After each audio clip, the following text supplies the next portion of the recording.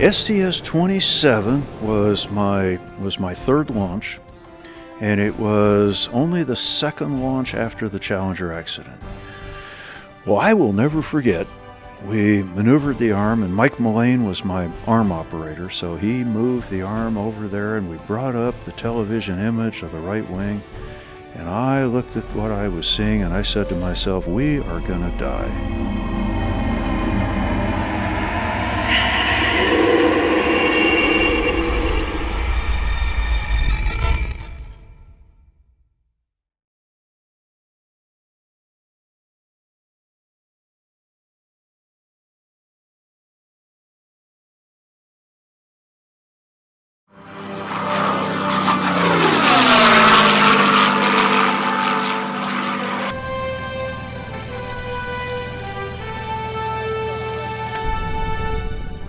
Clarence E. Bud Anderson is a retired United States Air Force colonel and World War II fighter pilot. At age 98, he is our country's ranking living fighter ace with 16 and a quarter air victories flying the P-51 Mustang over Germany and Europe. After the war, he spent most of his 30-year Air Force career as a test pilot. His last assignment was as wing commander of a tactical fighter wing in Vietnam. He is highly decorated and an inductee of the National Aviation Hall of Fame.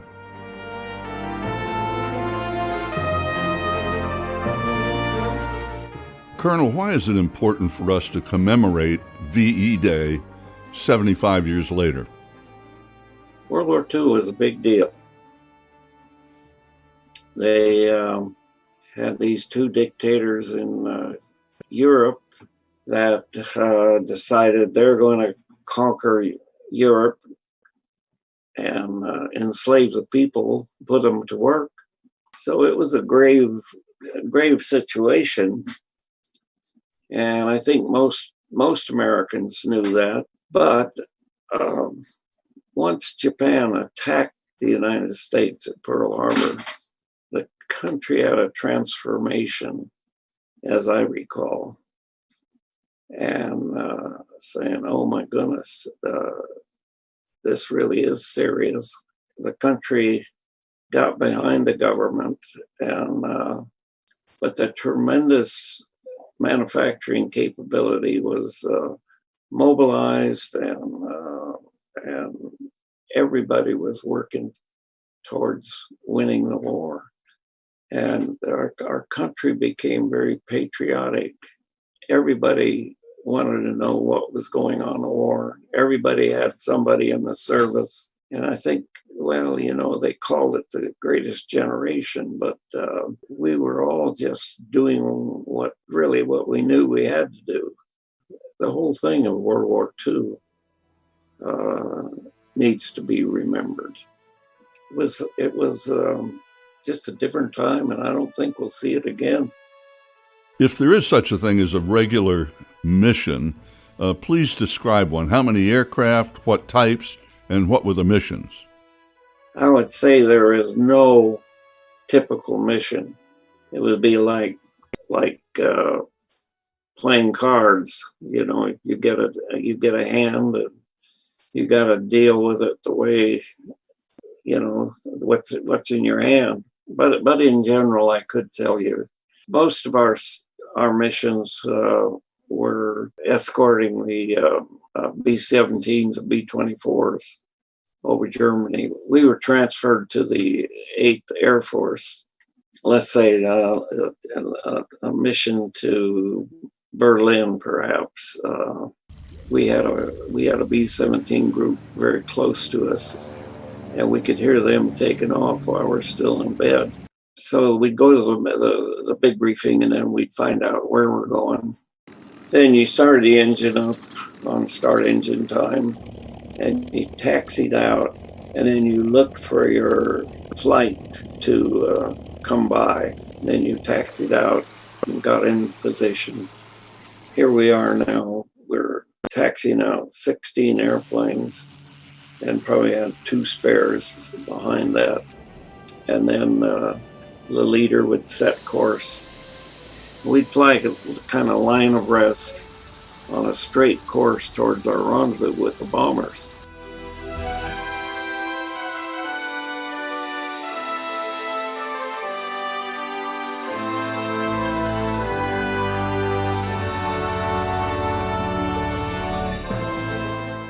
Say mid summer of '44, you could have 800 to 1,000 bombers, and they'd be in a long stream. You know, just once you joined it, it was as far as the eye could see.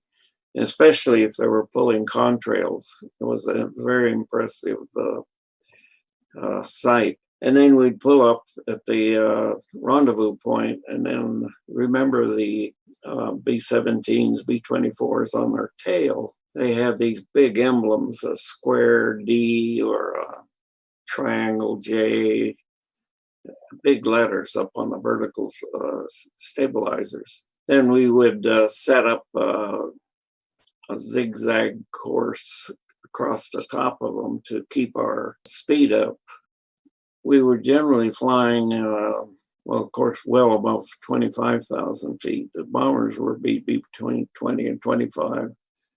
And we'd, sometimes you'd be up at 30, 36, 37, trying to get on top of the overcast. And it's minus 50 up there. The B-51 did not have a good heater. It had a little dinky tube that was over your right leg up near the bottom of the instrument panel, and it had the words heat on it.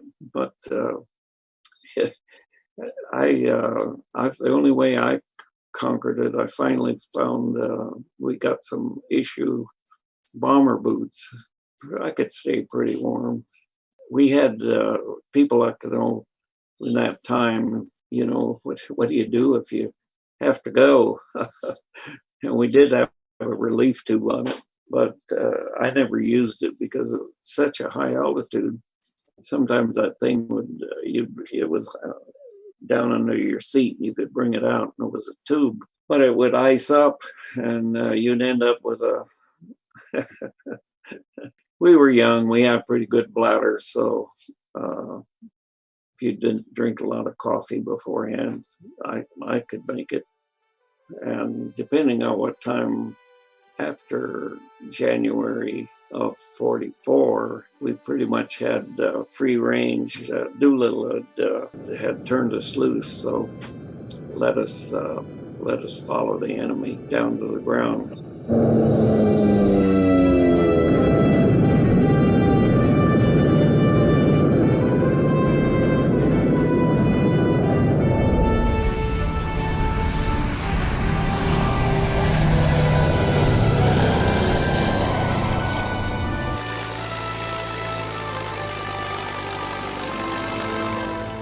Jimmy Doolittle is known for that daring B-25 1942 air raid on Tokyo.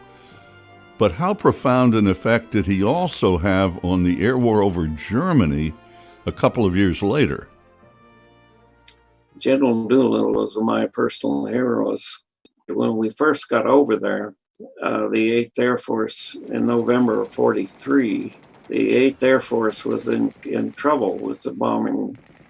They thought that they could go over there in these large formations by themselves. They didn't even need fighter escort. Remember, we called them the Flying Fortress. Fight its way in, fight its way out. Well, they forgot to tell the Luftwaffe about it, and they were taking a tremendous toll. And they finally had to have a bombing halt in late '43. So they told us how to escort. They wanted us to stay close to the bombers. They wanted us to fly over the top, around them. They wanted to see you. They wanted us close. That, as it turned out, that wasn't the best way to do it. They said, when the enemy attacks the B-17s, we want you to drive them away and come back. We actually had an altitude limit. We could go to we could follow the enemy to 18,000 feet. And if we hadn't shot them down, we had to break it off, come back up and escort. So that's what we were doing up through the time until Jimmy Doolittle took over.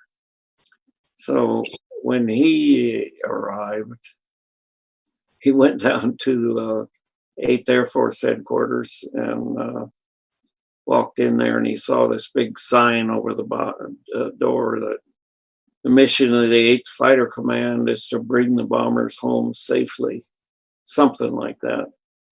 He said, "Who put that up there?" And General Kepner said, "I don't know. It was here when I got here." He said, "Well, tear it down. The mission of the 8th Fighter Command is to destroy the Luftwaffe." And he said, "From now on, you fighter pilots, we want you to, when you engage the enemy, follow them, take them to the ground and kill them." But we could also turn a squadron, perhaps, let them go out and freelance and see if they could find these huge formations of Germans that were concentrating, joining up in maybe 100, 200 airplanes and try to overwhelm the escort in one spot. The spring of 1944, I think most historians agree that that's when we broke the back of the Luftwaffe.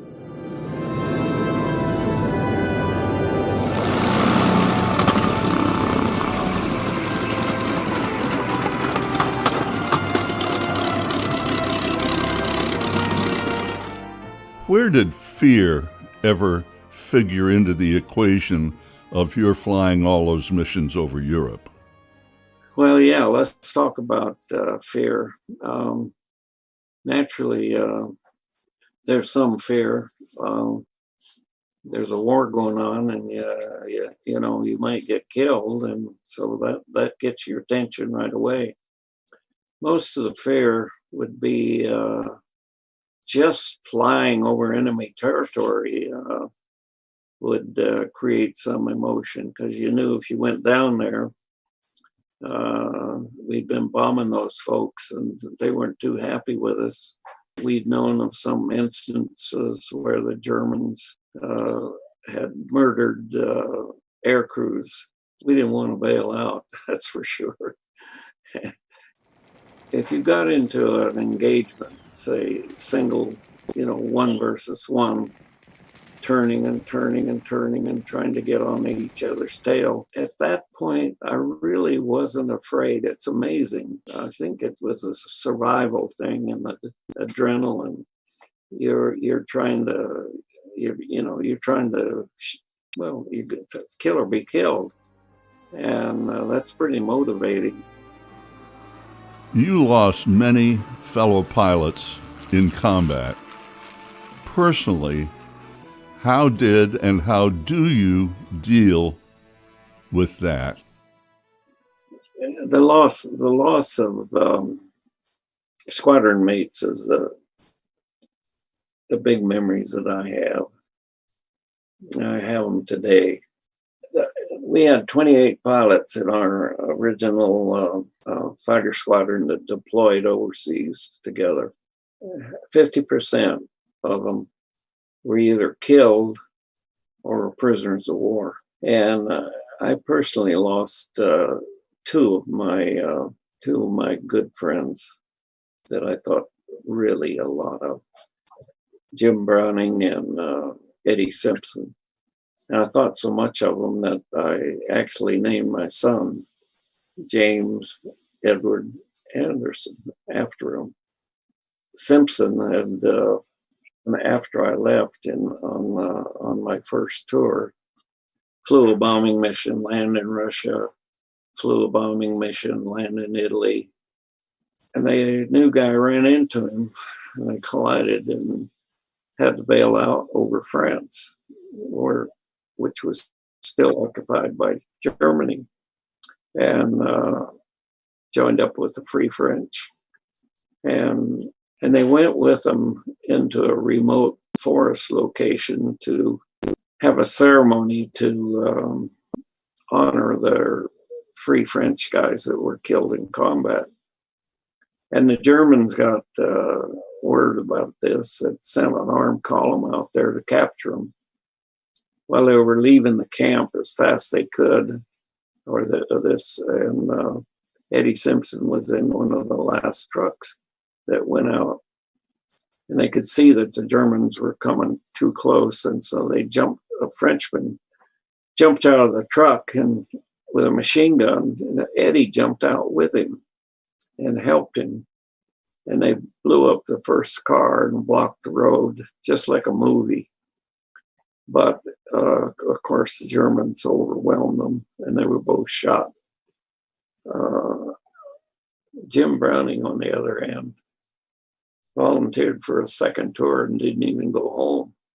And it was near the end of the war, tragically, that he and Don Baquet were engaged in an aerial dogfight with two Me-262s. And Browning and the 262 were making head-on passes, playing chicken, and nobody chickened. And they collided, and both of them were vaporized in the crash.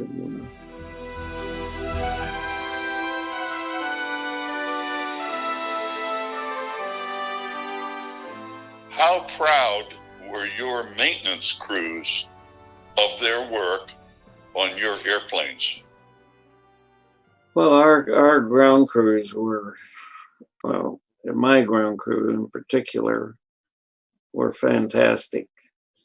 I flew that 116 missions, which is 480 hours and 20 minutes, I think, without a single abort, mechanical abort, or any kind of an abort for the whole time, which is an incredible record.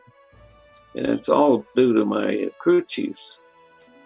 And Otto Heino was my crew chief. And later I picked up my armor, Leon Zimmerman, Corporal Zimmerman. They weren't doing the dying, but they were doing the work too. So I can't say enough about the crew chiefs of the world. We couldn't do without them, and I had the best of the best. They kept me alive.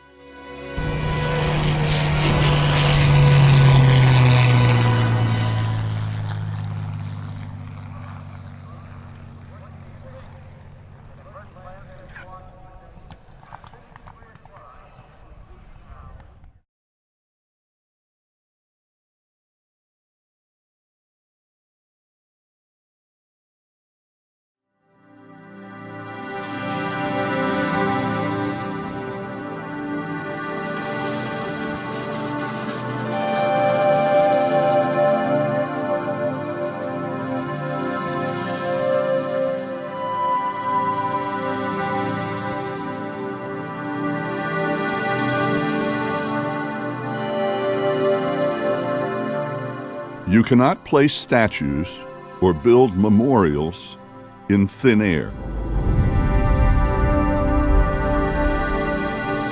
These airplanes, rescued, restored, returned to the sky, are the memorials. Through them, we give enduring thanks to those who gave everything they had to defend everything that we hold dear.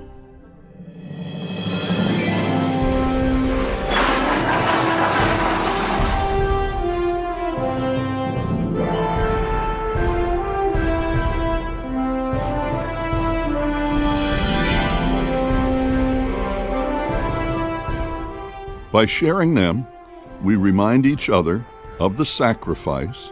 By sharing them, we introduce our heirs to their heritage. One week each summer, these national treasures are flown here. Twice each day, those who restored them present them to those who risked their lives to fight in them. And those who really did it tell the rest of us how it really was.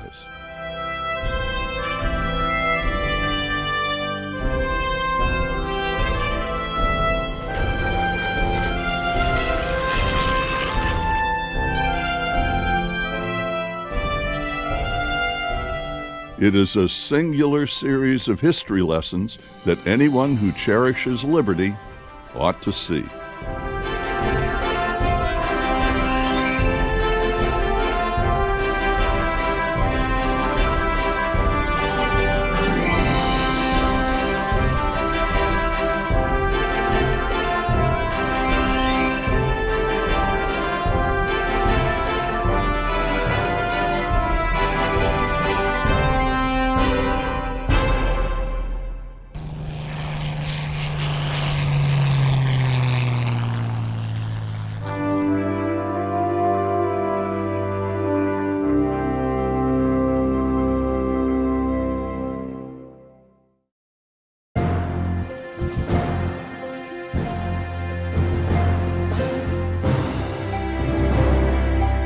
For 20 years, Warbirds in Review has given you a rare glimpse into the past.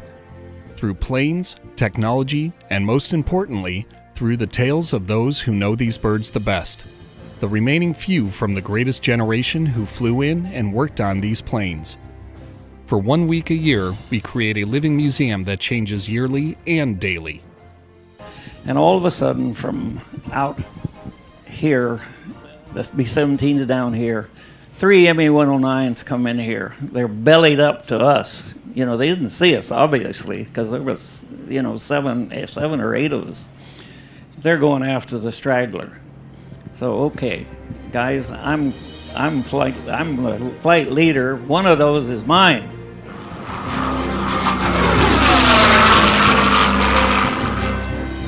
Warbirds in Review started as an idea born from the realization that any time an owner or pilot was out with their airplane, crowds appeared. What if we could capture this magic and share it with more people? What if we could get these experts to share their wisdom, knowledge, and their personal stories with anyone who was interested? The idea for Warbirds in Review started several years ago. On our many trips to Oshkosh, we find that people are very interested in the airplanes. When you're pre-flighting an airplane or when you're working on it, the crowd would gather. And so we said, why don't we do a formal time frame to just allow people to come visit with the pilots. But initially, it was to have the aircraft owner in front of their airplane and set a time when people could come and know that they would be able to hear about the airplane. From that, it evolved into, well, if we're going to have the P-51 here and someone talk about it, and you have the old Crow airplane, wouldn't it be wonderful if people could hear Bud Anderson's story? Wouldn't it be wonderful if people could hear from Jack Roush how he restored the airplane? So from that idea, it has grown and to a point that maybe it's a little too hard to handle, but the rewards are great.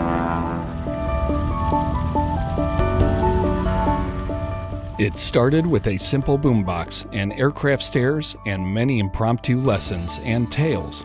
All of that has changed. There were two things that made us, a lot of focus on us, was the fact that we were the first guys that ever defeated the Japanese. And so there was a lot, we were losing everywhere in the world at that time. This is in 41 and 42. Our deal was for a contract for a year, and our group broke up in July of 1942. But the whole key to our success was the tactics that General Chennault taught us. He just drilled into our head a very simple thing, and that is you don't turn with the Japanese aircraft. Because if you do, you're going to get shot down. If you think about turning, then you start to turn with that guy, you're going to bleed off some airspeed. You find out you can't turn inside of it. Then you try to break off, and even though you got a faster airplane, you can't spool up fast enough to get away. As a result of those tactics, we were paid for 297 airplanes, and we only lost 4 pilots in air combat. So it worked real good for us.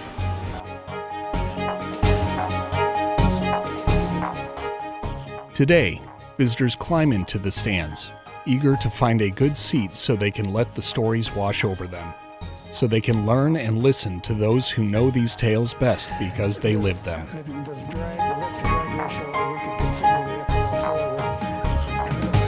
Dick, start us off, would you? There you were in the right seat of the B-25, the lead airplane to leave the aircraft carrier, April 18, 1942. And in the left seat, Lieutenant Colonel and Lieutenant Colonel Jimmy Doolittle. What kind of a man was he, and how well did you know him at that point, Dick? Well, David, back in 1990, I had written some little notes concerning my thoughts about Colonel Doolittle. And if you don't mind, no, yeah. Oh, you go.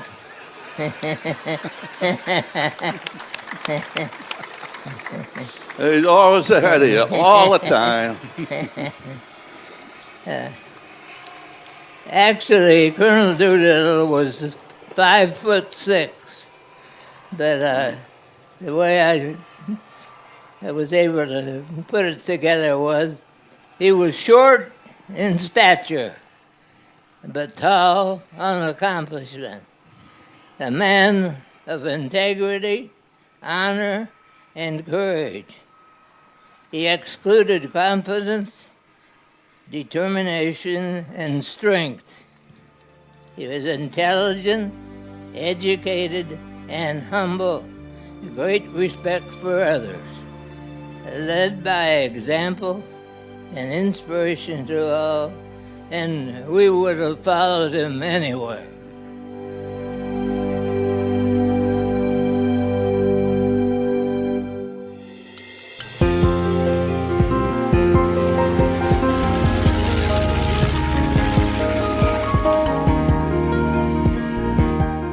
For a moment, the years slip away and stories that haven't been told for decades are dusted off and shared with a new generation. Old tales that have been told repeatedly grow and are retold with emotion and meaning. Imaginations are sparked, and the truly brave few are willing to let in the lesson and learn so that history does not repeat itself. The P-38 to the right. Connie just mentioned Ron and Diane Fagan from Minnesota. They are giant supporters of EAA and Warbirds in Review. Please welcome Ron Fagan and his son, Evan. Ron and Evan, would you come out, please? What is it like for you, as a young man, to fly this World War II airplane, especially the way you've configured it? Well, it's an honor to fly it. Just to get to be around these has been an honor. But, Scat is, and Robin Olds, and I'm sure most of you have read his book. It's a pretty amazing life the guy had. Quite an American, and having an airplane with his name on it is an honor in its own. But P-38 for our family also takes a special meaning because my grandpa was on the 4th Infantry, first wave of Utah Beach, and always talked about how his group was pinned down and 2 P-38s came down and shot all the Germans, and he said he survived due to the P-38. So to get to fly the airplane, pretty big honor.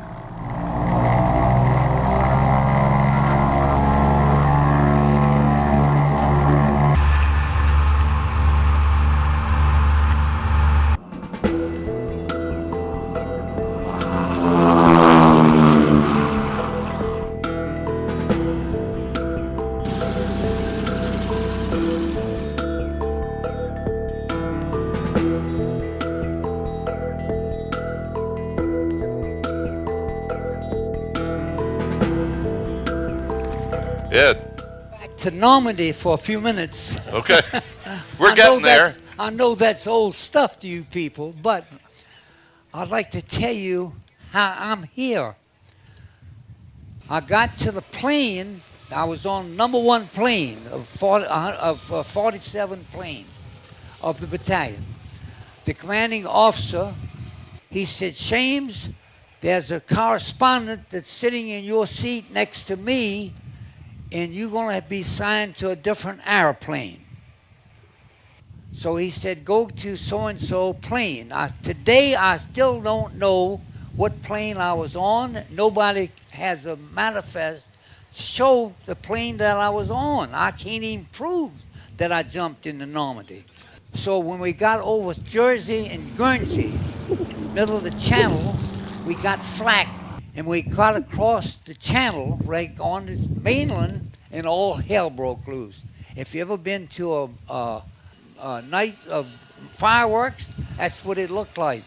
About 2 minutes, 3 minutes later, the green light came on, and I got up, everybody got up, started pushing, and I was shoving.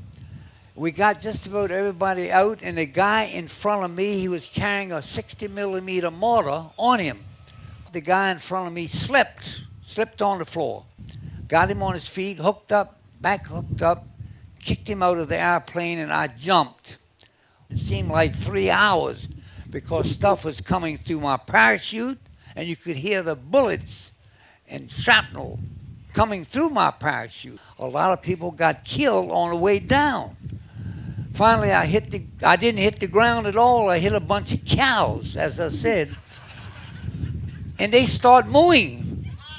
So I figured, I said, hell, if they start mooing, they must be ashamed. The Germans didn't know what was going on, so I started to moo too.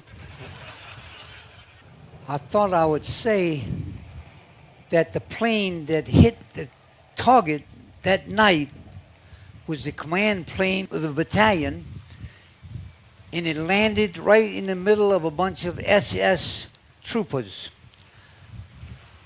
Half of the men on that plane were murdered, including the commanding officer of the battalion, and half of them were captured.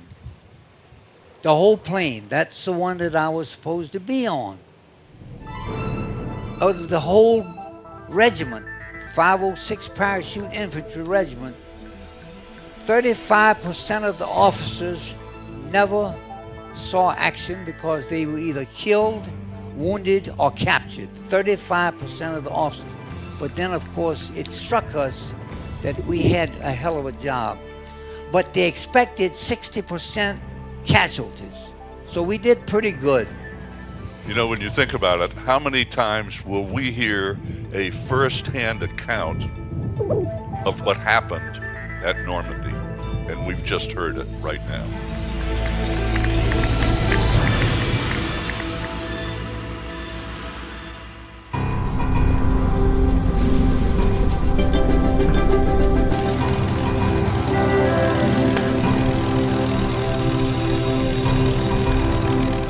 A favorite at Warburds in Review is Bud Anderson, a triple ace of World War II, a fighter test pilot, wing commander in the Vietnam War, and a retired full colonel who went on to earn a well-deserved spot in the National Aviation Hall of Fame.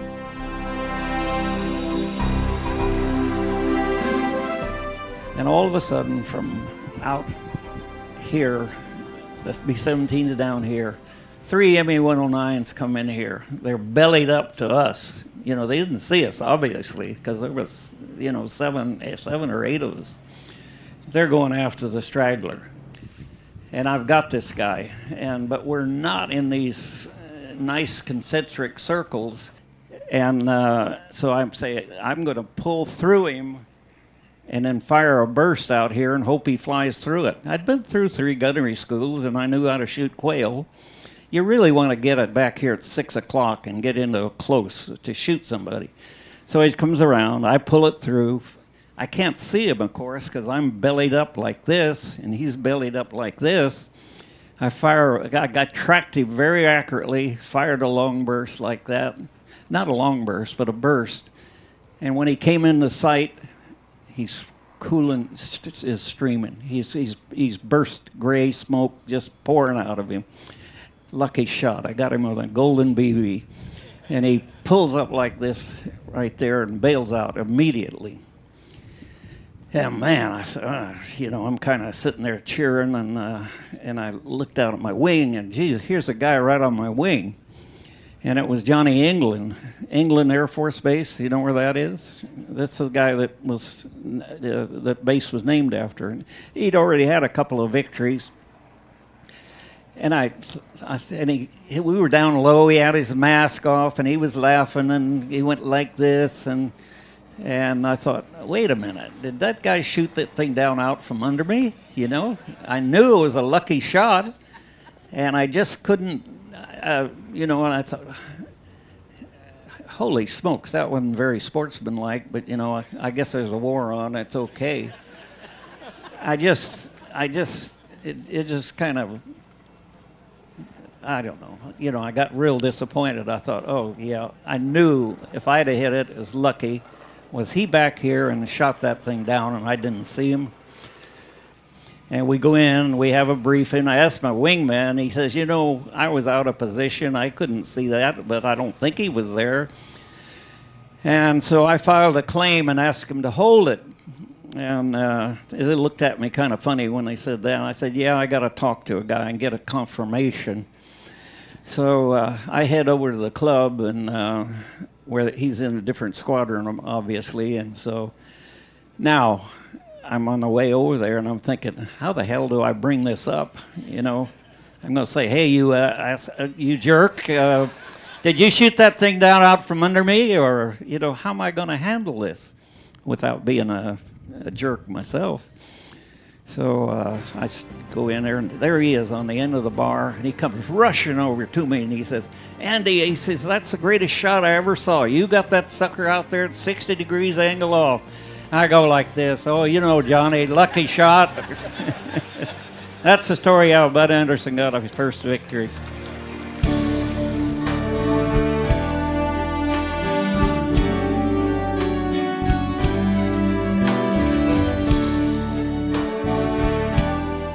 Warbirds in Review is now more than just a place for a few to gather and listen. It's a celebration of those who sculpted history. It's a place for veterans to gather and reconnect, to share their experiences with others. Even the most versed in the past will not truly understand until they hear it from the people who lived it. As one WASP once put it, you may know our history, but you don't know our stories.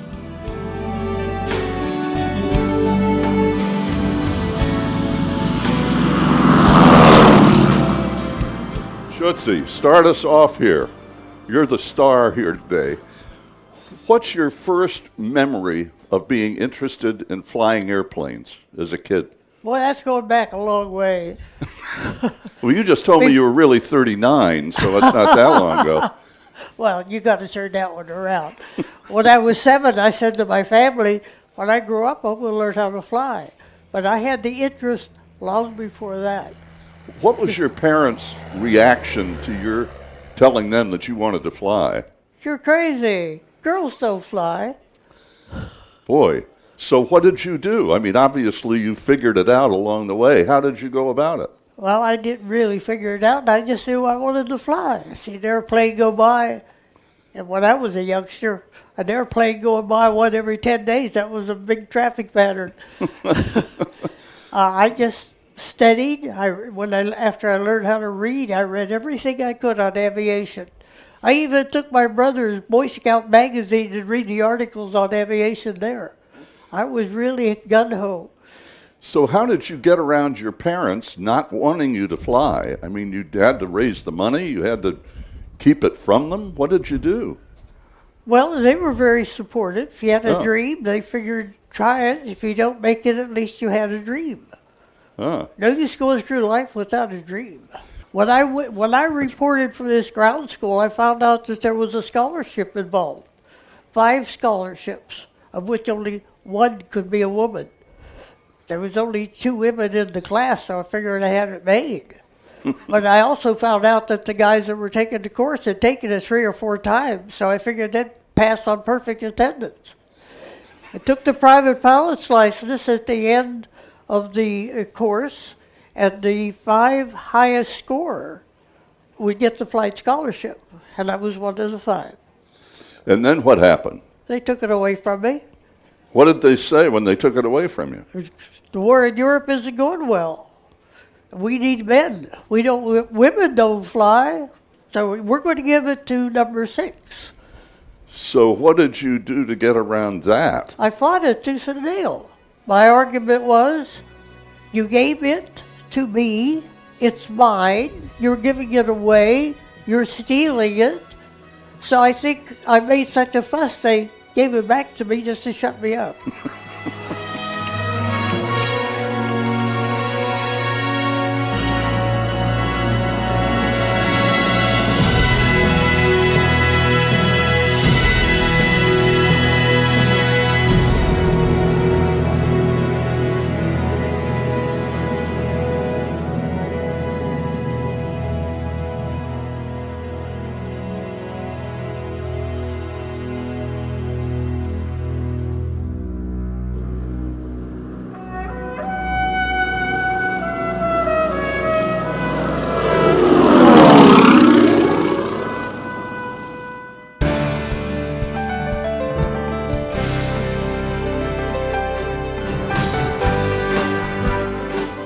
Each person has a different story to tell, and it's only through all of them that we get the whole picture.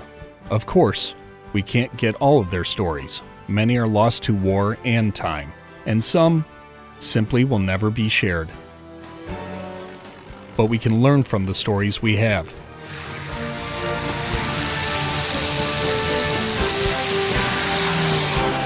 So where did it come from in you and your colleagues to be able to say, I will not only join to defend the country, but I'm going to join and fight racism? What did it take inside you to do that? Well, I think number one, and I think the first thing that we were all thankful that we had parents and grandparents that said, go to high school, go to college, let's get an education. And that was a requirement when the war broke out to have that education. So that was important. In my own kind of growing up, I did learn, I guess you might say from a religious point of view, treat your neighbor as yourself, as you want to be treated. A little later, in my years, I was glad to be a Boy Scout. And I still say that if we all live by that Scout oath and those 12 Scout laws, trustworthy, loyal, helpful, friendly, courteous, kind, obedient, cheerful, thrifty, brave, clean, and reverent. If we all, yes, indeed, folks, if everybody lived by those laws, we'd have quite a different country. But that was the type of thing that helped me, and I realized fighting doesn't solve an issue. You're bruised and you're still mad at each other. So it takes a little different way of living, and I think that's what sustained the majority of those that became a part of this first experiment, because the Army said we studied and we know it isn't going to work. So that was the term. They called it the experiment. Exactly. The experiment was authorizing the 99th Pursuit Squadron. Of course, the fine print to maintain segregation said all of the necessary support, taking care of still segregated overseas, but attached to white groups, but not at the same base. In the history of the United States Air Force, Colonel McGee holds the record for flying the most combat fighter missions in 3 wars, World War II, Korea, and Vietnam, 409. What are the challenges to our country today? I put it in 4 P's: perceive, prepare, perform, persevere. But perceive, dream your dreams, but I like to add, as you find your talents, hopefully find something you enjoy doing, because hate to go to work every day, but hate what you're doing. But prepare, I say, get a good education, read, write, and speak well, but develop the talents that, we're losing some of that because they don't even teach kids how to write anymore in some schools. But prepare, perform. And I say let excellence be your goal in everything that you do. And tell the youngsters, never less than your best. Because if you're doing less than your best, you're letting yourself down, you're letting your family down, your community. But finally, persevere as we did. Don't let the circumstances be the excuse for not achieving. Can't beat that, I don't think. And that's what I like to pass on. Ladies and gentlemen, Colonel Charles McGee. Thank you kindly.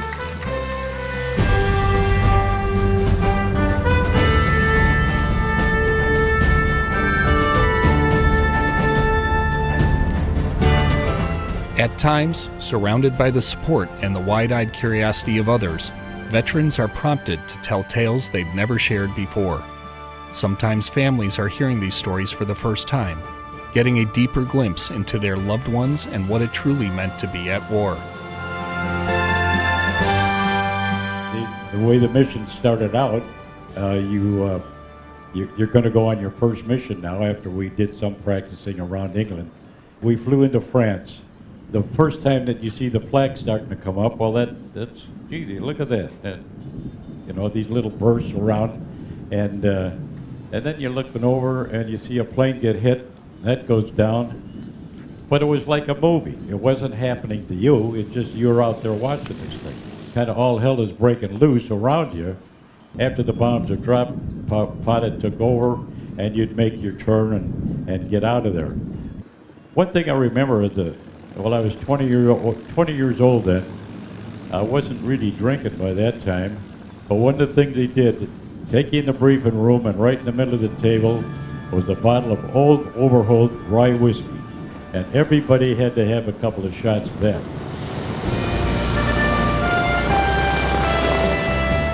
Well, my Uncle Jack and I have talked about some of his World War II experiences from time to time over the years, and I always thought that he was on a B-29 and he'd always correct me. Finally I got it right that he was on a B-17 in World War II. And I was talking to some of my pals, Gary Weaver. Gary Sinise, a venerable actor and director, has been a friend of the DAV since 1994. His performance in the movie Forrest Gump, his character as Lieutenant Dan Taylor, he said, "Gary, you got a B-25, that's wonderful, but you know anyone who has a B-17 or access to a B-17?" And I said, "Well, as a matter of fact, I do, believe it or not." He looked at me and wondered if I was just kidding with him. And then he went on to say, my Uncle Jack, was a navigator on a B-17 during the war. And he flew 30 missions, survived those 30 missions, obviously. You think it would ever be possible that I could get him a ride on a B-17? I said, but we got to keep it a secret. As I said to Uncle Jack, I said, okay, June 23rd, you're going to Texas. And so I told him that my band was going to play down here, and I wanted him to come and experience the concert. And, well, we fooled him as long as we could.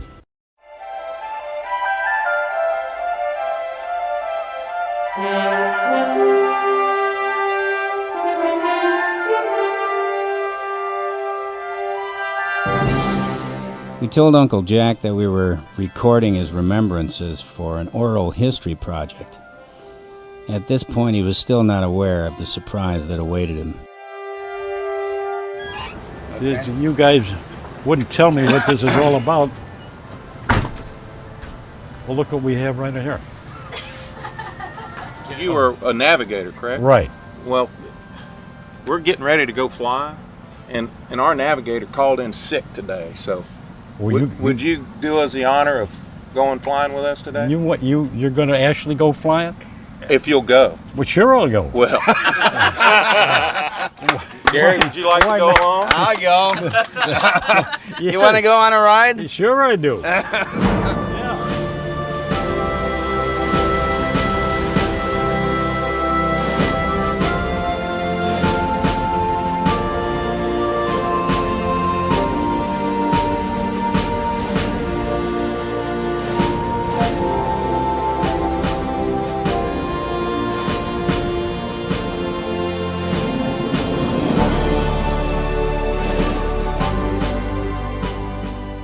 I wanted to be right with Uncle Jack to sort of experience, his first time in the plane and be there when we took off. And just watching his face was pretty awesome.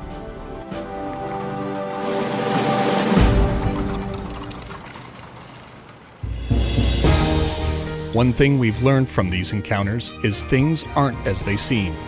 Take Luftwaffe pilot Gunther Rahl. A pilot for the German army is first to say he was a Luftwaffe pilot, not a member of the Nazi Party. there was a difference, and it's through these differences that we can discover similarities. First of all, you know, I have to say that today it's very easy Nazi officer. That's nonsense. An active officer was not allowed to be neither in the Weimar Republic nor with Hitler. He was not allowed to be a member of a party with the slogan, "The officer serves his country, not a party."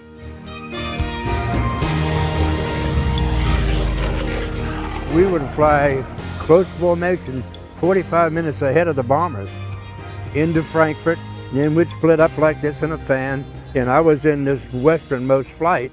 We were supposed to fly 15 minutes and then do a reciprocal on that heading and come back. Well, I completed a 15 minutes, turned around and come back, and I heard everywhere I listened, everybody was seeing bogeys. The Germans were all over the place.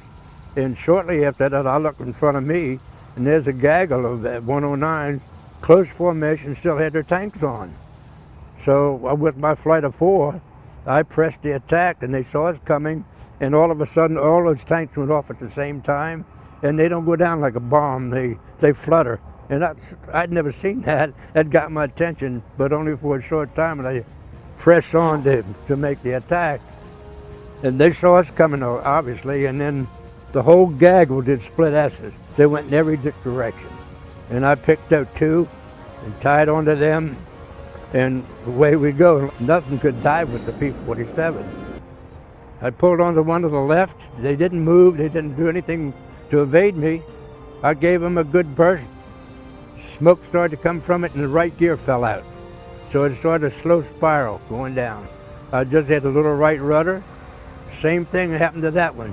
His right gear fell out. And it was the 2 of them going spiraling down together. That was my 3rd and 4th of that day.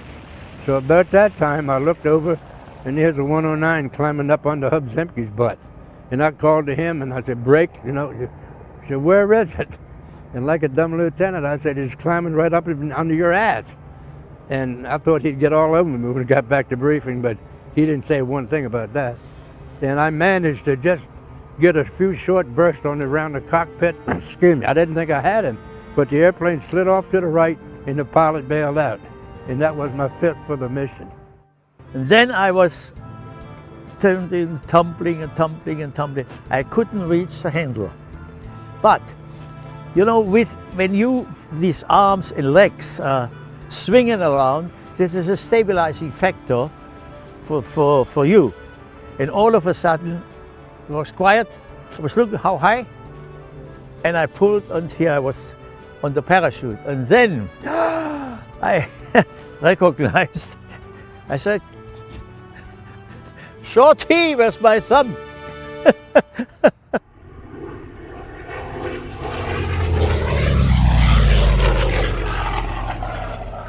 If there is a war, you have to serve your country. There's no doubt. And the other one on the other side, he serves his country. I'll be all right. I'm a very emotional guy for a fighter pilot, I'll tell you. But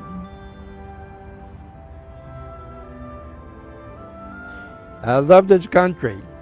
And every young person who lives here ought to be blessed to know that they've been so fortunate to be born here. And when the time comes, if you have to do your thing for your country, you better damn well step up to the bat and do it. Oh, 3 wars and I'm still here. I'm 88. I feel fine. I'd go to tomorrow and fight, but I wouldn't fight against Gunther. We're friends. I know.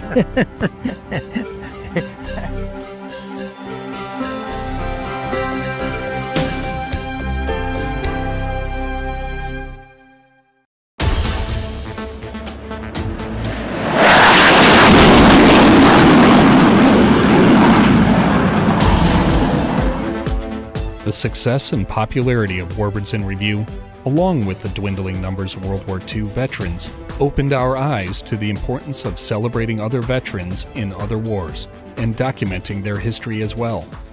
I got home about the last day of September, 1st of October, on a Friday.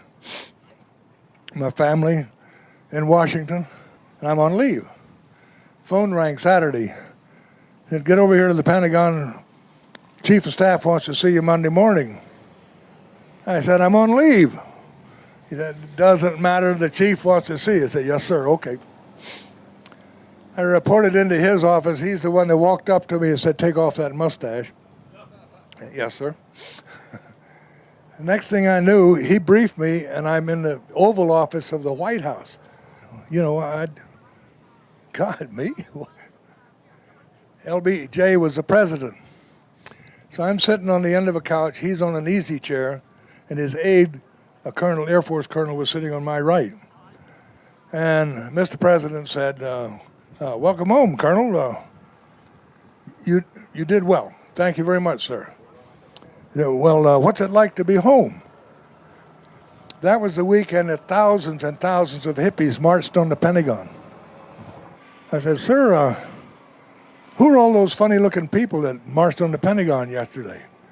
And I'm going to quote for you folks. He said, I got 240,000 boys over there in Vietnam. When those boys come home, they'll tell the American public what's happening.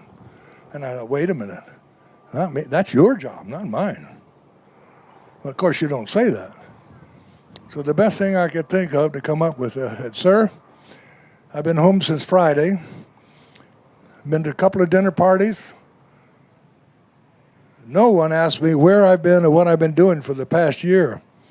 In case somebody does ask, what would you like me to tell them?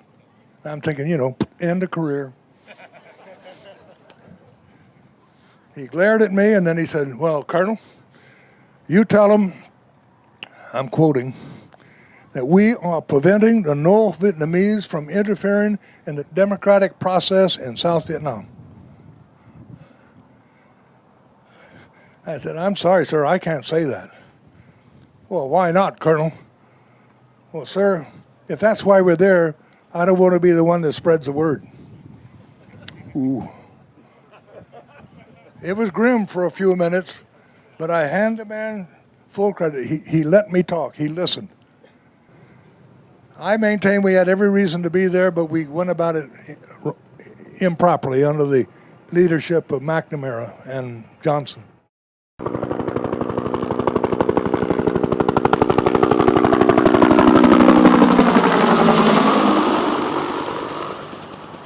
Our standard was, we're off the ground in 2 minutes. That's it, 2 minutes. So I came in, I hit the spot, got down on the ground, safe, and here were the true heroes in that. My crew chief and medic looked at me and I said, go get them.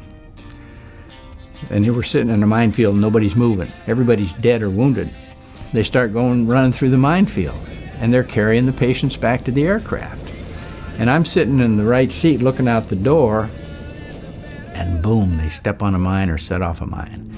And they got a great big guy on a litter, and I think he saved my 2 guys. The rest of the shrapnel went into the aircraft and him, and the concussion just blew them up in the air. They land, they put him on the aircraft, and they go back and get the rest of the patients.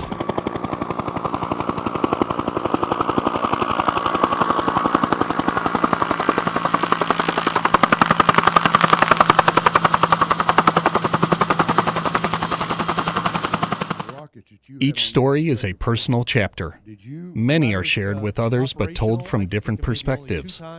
One thing that remains constant, no matter who the narrator is, the supporting characters in battle and in aviation are as important as the main character.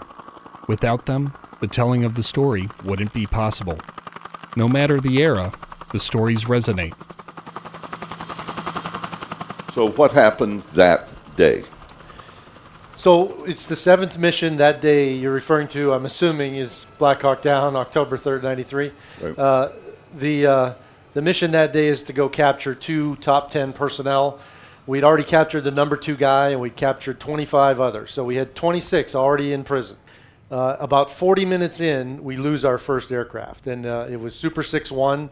And how many aircraft were there? There were over 20 on the mission. So that's when I got called in to replace that first aircraft. So when you get called in to replace somebody who just got shot down, I mean, that's it's not going to be a good day.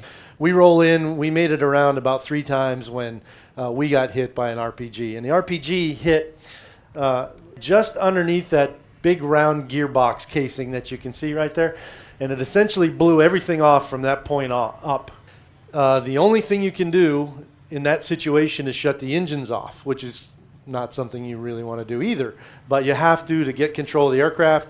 And somewhere during that process, we hit the ground. And so when you hit, who was injured? Anyone? Oh, we were all injured very bad, yeah.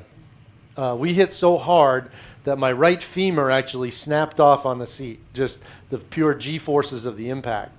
And then my vertebrae were crushed in my spine. Not the discs, but the actual bones themselves smashed into each other, and one compressed 30%, so the compression fracture is. So we fought the enemy off for, I'd say, maybe 15 minutes.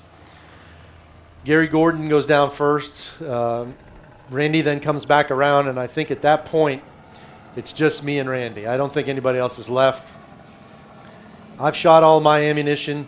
He gives me Gary's weapon.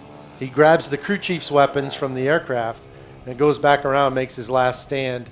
They estimate, there's hundreds of Somalis here. So it's a matter of seconds before he just can't hold them all off. So he's killed, and then they overrun the site. Initially, pretty certain they're going to kill me because they're all out of control, angry and violent, and there's nothing you can do. I mean, you can't run, you can't hide, got no ammunition left. So I basically accepted my fate. So they descended on me and started to beat me to death. I mean, they broke my nose, my cheekbone, my eye socket. They were ripping all my gear off. They realized I had value as a prisoner, stopped the madness, fired shots in the air, got control of the mob, and brought me into captivity. And then when they made the video and it aired, obviously everybody knew that I was in captivity. But then the president sent the former ambassador, a gentleman named Robert Oakley, and he met with him and he said, you got 2 choices. And I heard him tell this story to me more than once. He said, I told him you could keep him in captivity or you can let him go. If you keep him, sooner or later we're going to figure out where he is and we're going to come rescue him. And when we do, we're coming with everything we got. And he had credibility, so when he said that, the Somalis said, I think the best course of action is let him go. And within 48 hours, they let me go. Wow.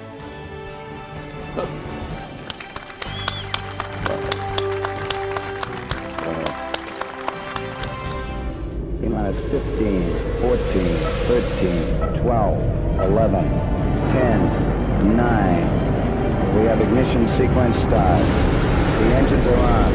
4, 3, 2, 1.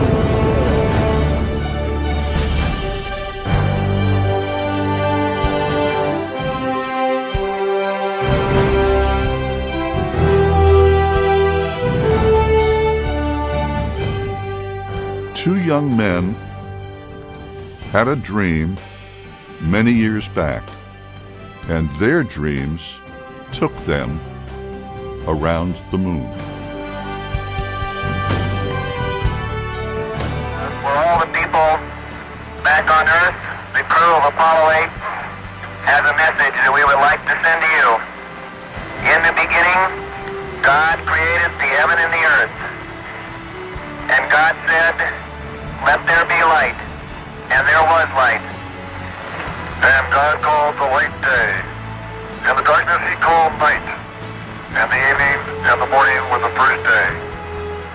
And from the crew of Apollo 8, we close with good night, good luck, a Merry Christmas, and God bless all of you on the good earth. Decision was made somewhere that you all were going to read from the book of Genesis Christmas Eve. Was that a long-term plan that came from the government? Well, we were in the middle of training. I got a call from NASA PR, and they said, well, you're going around the moon on Christmas Eve. You'll be a television program. You'll have the largest audience that's ever listened to a human voice.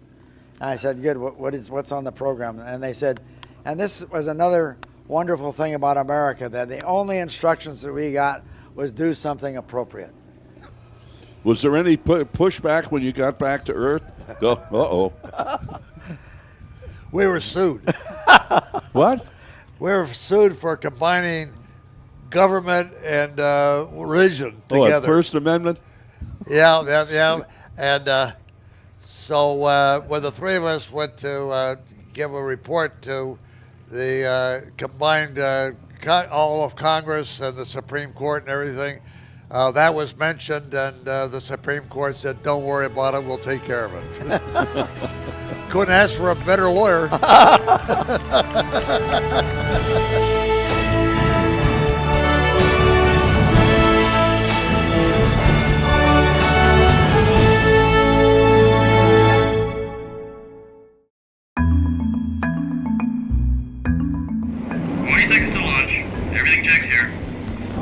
Your position is good, Joe.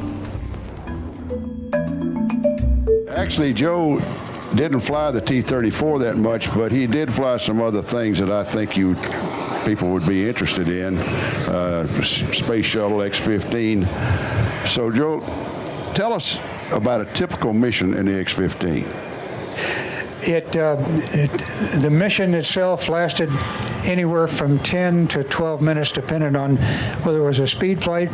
Normally it'd be about 10 and a half minutes long, because you burn the propellant out full throttle, and the propellant was gone in a minute and a half. The engine would burn for about 88 seconds, and then you're out of fuel. The rest of it was just coasting and deceleration and getting data. And you would decelerate because you were only at about 110,000 feet, so there was a good bit of drag. The altitude flights lasted at least 12 minutes long, because you were arcing over the top, literally in space, above the atmosphere, and it would just take that long to arc up over the top, make the re-entry, and then set up and land. So both missions lasted in the neighborhood of 10, 12 minutes. About a minute and a half apart. It's really hard to build up flying time in that X-15 at 10 minutes of flight.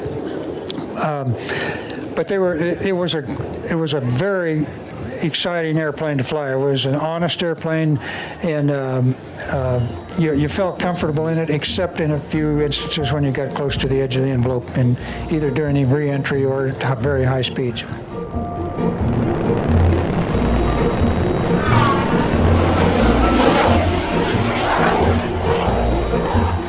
It is through the looking glass of time that we see the human drive to explore and innovate.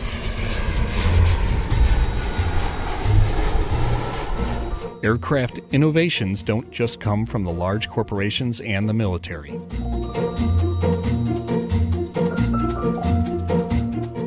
Dick Rutan, U.S. Air Force Lieutenant Colonel, retired, 20 years active duty, soloed at 16, 325 missions in Vietnam. He is a founding member of the Misties, flying the F-100 as a forward air controller. He was shot down and rescued, highly decorated with 5 Distinguished Flying Crosses, Silver Star, 16 Air Medals, and the Purple Heart. He and Jeannie Yeager set the world record flying brother Burt Rutan-designed Voyager non-stop, unrefueled, around the world.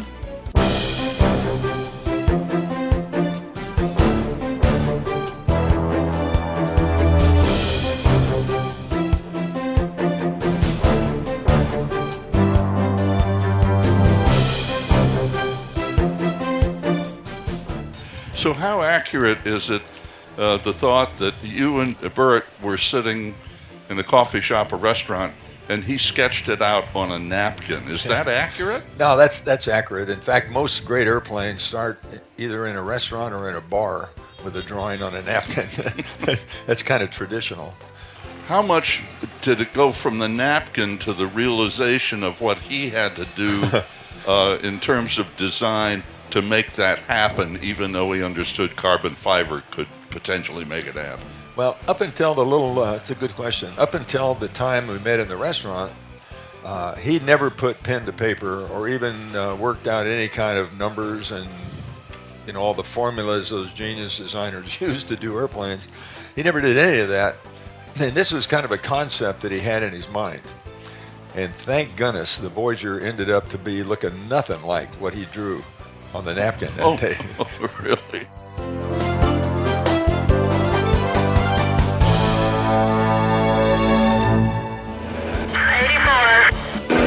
Oh, he's got 3 knots and he's got 4,000 feet to go. 87. Still touching. And the wings come. She's gonna go. She's gonna go. Holy cow, look at that. Come on, Nick. Get it up. Woohoo!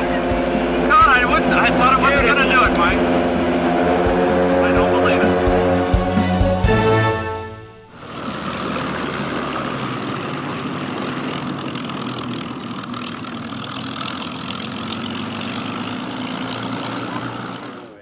Warbirds in Review has been there to document celebratory moments, grave danger, and the incredible innovations. And yet, it seems there's always time for good-natured humor. I'd like to tell you one quick story. The sayings that Tex Hill had were just wonderful. We have been at many black tie occasions with Tex, and on one occasion I happened to wear a red dress. And Tex, at no loss for words, I walked out of the room, and there he is, and he said, "Oh, you make a bulldog break his chain." I think that was a good thing for Tex, but that's just so typical of Tex. And one word about Robin is that he was a great combat leader. He gave a speech in a spaghetti factory restaurant one night, and he had us all ready to join up and follow him anywhere. So he was a great leader. Again, it's my pleasure, and I can't. I have to thank Ed because the many hours and the many long nights that I spend working on this. Ed's very patient, very supportive, and a lot of help. And to all the other volunteers, Danny, Sam Bass, they do a wonderful job with the moderating. So this is not a one-man show, but it does take a lot of work. But you are what makes it all worthwhile. Thank you, guys.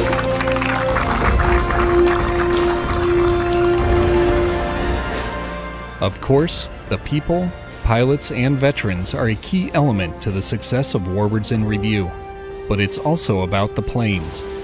As the pilots fly west, the aircraft are left behind to be discovered by new owners. These new owners and pilots become the modern stewards of the next generation. It is their mission to carry the plane forward for future generations and to make sure the songs these warbirds sing continue to be heard. At Warbirds in Review, we are proud of the moments we have been able to capture and share over the last 20 years. But we couldn't have done any of it without the veterans and their willingness to share their stories. The aircraft owners who work carefully to restore and maintain these flying pieces of history for future generations. The support we get from Scott's Miracle-Gro and the Fagan Fighters World War II Museum. The countless Warbirds volunteers who give so much more than just their time and talents to our organization. And the Warbird enthusiasts who come in increasing numbers every year.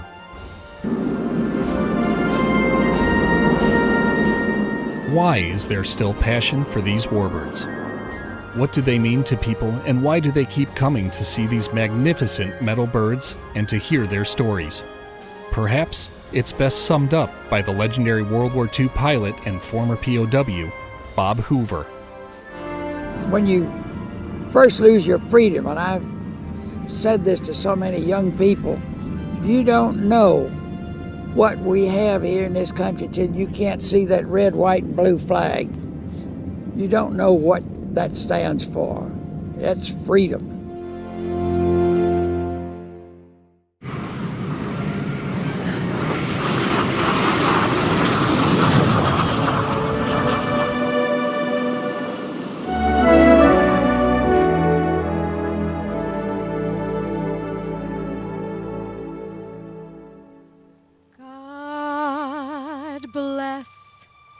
America,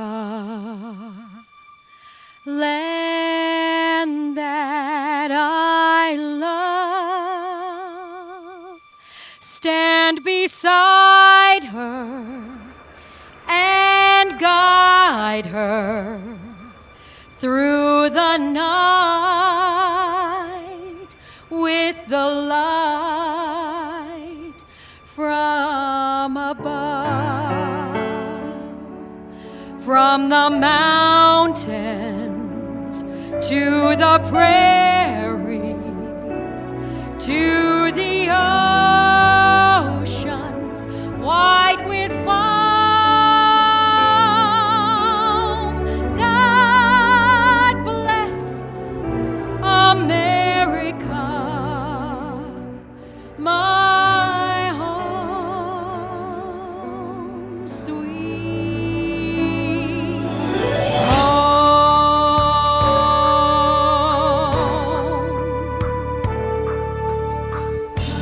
God bless America, land that I love. Stand beside her and guide her through the night with the light from above, from the mountains to the prairies, to the oceans white with foam.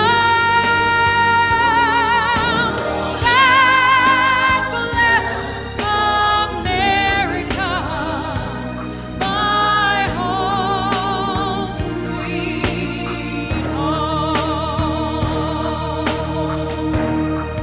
From the mountains to the prairies, to the oceans white with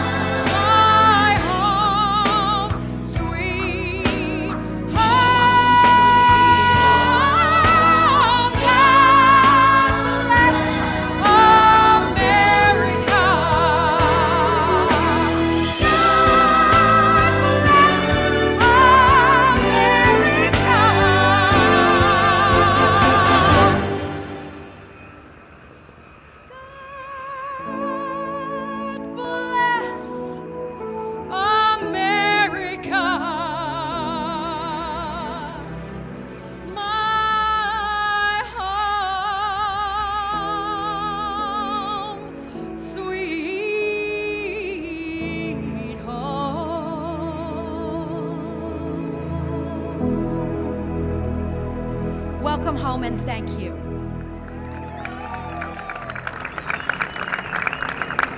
Thank you very much.